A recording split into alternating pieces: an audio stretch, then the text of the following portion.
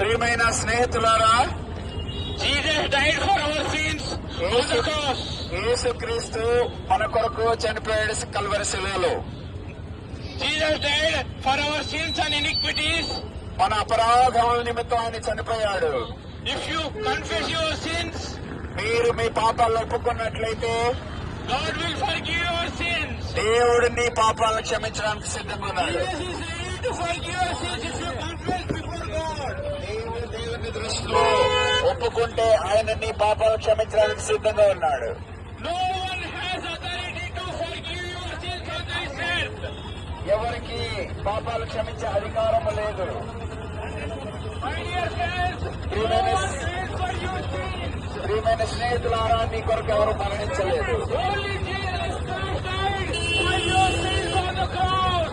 యేసుక్రీస్తు మాత్రమే నీ పాపముల కోసం మరణించాడు. Today is the salvation. ఈ రోజు రక్షణ దినము.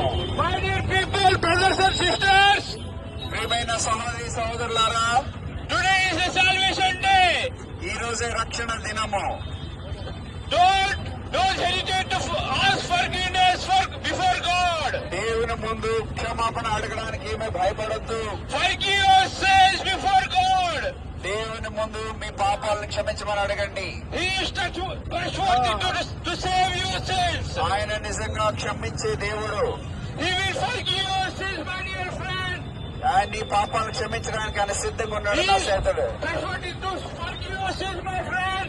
ఆయన నీ పాపాలను క్షమిస్తాడు మా ప్రియ సహోదరుడా. దేవుని ప్రజలారా,